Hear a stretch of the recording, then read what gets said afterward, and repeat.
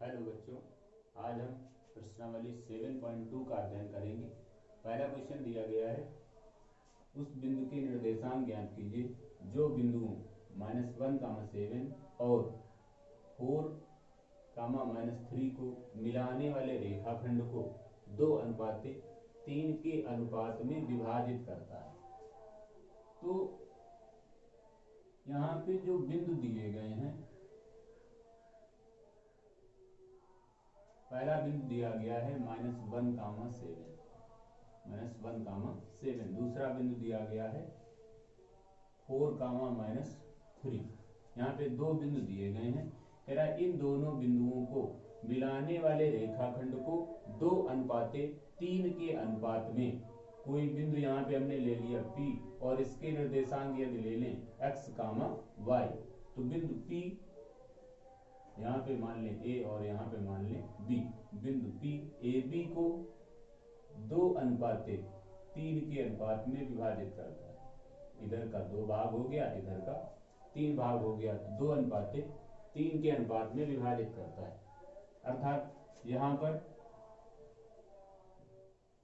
x1 का जो मान होगा वो -1, y1 का मान 7 होगा, x2 का मान 4 होगा और y2 का मान -3 होगा, m1 का मान 2 होगा और m2 का मान 3 होगा।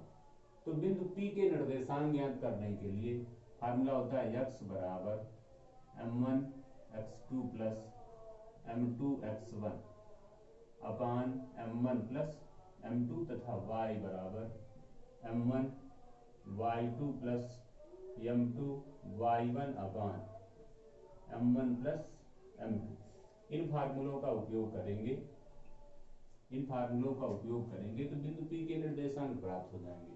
आइए अब हम यहाँ पे मान रखते हैं, तो आ जाएगा x बराबर m1 का मान दिया गया था 2, यहाँ पे हो जाएगा 2 इंटू x2 का मान दिया गया 4, तो यहाँ पे आ जाएगा 4 प्लस m2 का मान यहाँ पे है 3 इंटू x1 का मान यहाँ पे -1 दिया गया, तो यहाँ पे -1 आ जाएगा। नीचे लिखेंगे m1 प्लस m2 अर्थात 2 प्लस 3। इसे और हल कर लें, इस पे गुणा कराएंगे तो 8 आ जाएगा, इसका गुणा कराएंगे तो -3 आ जाएगा, अपान में हल करेंगे तो 5 आ जाएगा। यहाँ से आ जाएगा 8 - 3 अर्थात आ जाएगा यहाँ पे 5 और नीचे भी 5 दिया गया है, 5 से 5 कट जाएगा अर्थात आ जाएगा x बराबर 1। इसी तरह से हम यहाँ पे हल कर लें y के लिए, y बराबर m1 y2, तो m1 का मान यहाँ पे दिया गया था 2 इंटू y2 का मान दिया गया है -3, यहाँ -3 लिख लें, प्लस m2 का मान है 3 इंटू y1 का मान दिया गया था 7, यहाँ पे हम 7 लिख लें, अपान m1 प्लस m2 अर्थात 2 प्लस 3। यहाँ से आ जाएगा y बराबर, इसका इस पे गुणा करा लें तो -6 प्लस इसका इसमें गुणा करा लें 21 अपान आ जाएगा 5। यहाँ से आ जाएगा y बराबर, ये -6 दिया गया है, ये प्लस का 21 दिया गया है, हल करेंगे तो 15 आ जाएगा और अपान में 5 आ जाएगा, तो यहाँ से y का मान निकल आएगा 3। अर्थात बिंदु P के निर्देशांक आ गए 1, 3 अर्थात बिंदु 1, 3 बिंदुओं -1, 7 और 4, -3 को मिलाने वाले रेखाखंड को 2:3 के अनुपात में विभाजित करेगा। फिर इसके बाद प्रश्न नंबर 2 दिया गया है, बिंदुओं 4, -1 और -2, -3 को जोड़ने वाले रेखाखंड को समत्रिभाजित करने वाले बिंदुओं के निर्देशांक ज्ञात कीजिए। इसी तरह से इसे भी हल करेंगे। तो माना एक रेखाखंड इस तरह से पहले खींच लेंगे, बिंदु दिए गए हैं 4, -1 और अगला बिंदु दिया गया है -2, -3। ये बिंदु हो गया A और ये बिंदु हो गया B। तो यहाँ पे मान लेंगे कि माना बिंदु P, यहाँ पर P मान लें और यहाँ पे Q मान लें, तो ये हो जाएगा P बिंदु और ये हो जाएगा Q। क्योंकि यहाँ पे माना गया कि माना बिंदु P और Q AB को समत्रिभाजित करता है। माना बिंदु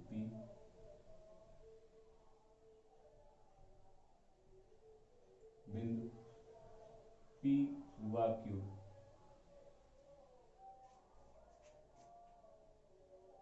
रेखाखंड को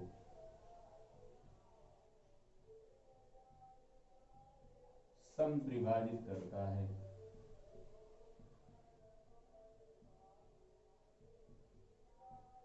समत्रिभाजित करता है। इसलिए A से P तक का एक भाग हो जाएगा, P से Q तक का एक भाग हो जाएगा और Q से B तक का एक भाग हो जाएगा। अर्थात जब हम बिंदु P के लिए ज्ञात करेंगे, बिंदु P के लिए, तो बिंदु P यहाँ पे है, इस तरफ एक भाग है और इस तरफ दो भाग है। अर्थात M1 का जो मान होगा वो 1 आएगा और M2 का जो मान होगा वो 2 आ जाएगा और x1 का जो मान होगा वो 4 आ जाएगा। y1 का मान माइनस का 1, x2 का मान माइनस का 2 और y2 का मान माइनस का 3 लिया जाएगा। तो यहाँ पे फार्मूला लगा लेंगे विभाजन बिंदु का x बराबर m1 x2 plus m2 x1 अपान m1 प्लस m2। अब हम यहाँ पे मान रख लें, तो जब मान रखेंगे तो m1 का मान आ जाएगा 1 इंटू x2 का मान आएगा माइनस का 2, तो यहाँ पे माइनस का 2 प्लस m2 का मान यहाँ पे है 2, तो यहाँ पे 2 रख लेंगे और इंटू x1 का मान यहाँ पे है 4, तो यहाँ पे 4 रख लेंगे। अपान में आ जाएगा m1 प्लस m2, अर्थात m1 का मान 1 और m2 का मान 2, ये इतना निकल आएगा। इसको और आगे हल करेंगे, इस पे गुणा कराएंगे तो माइनस का 2 आ जाएगा, प्लस इस पे गुणा करा लेंगे तो 8 आ जाएगा और अपान में आ जाएगा 2 प्लस 1 अर्थात 3, इतना निकल आएगा। ये प्लस का 8 दिया गया, माइनस का 2 दिया गया, हल करेंगे तो प्लस का 6 आ जाएगा, अपान में 3 आ जाएगा, हल करेंगे तो 2 आ जाएगा। तो ये x का मान निकल आया, अर्थात बिंदु P के लिए भुज का मान।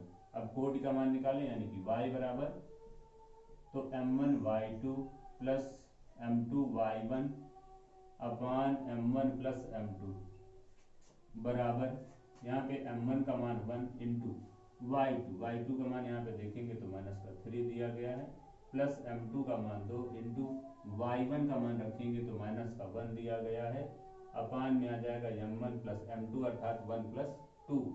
अब इसको हल करेंगे तो ये माइनस 3 इंटू 1 अर्थात माइनस का 3 और यहाँ पे 2 इंटू माइनस 1 अर्थात माइनस का 2 अपान यहाँ पे आ जाएगा 3।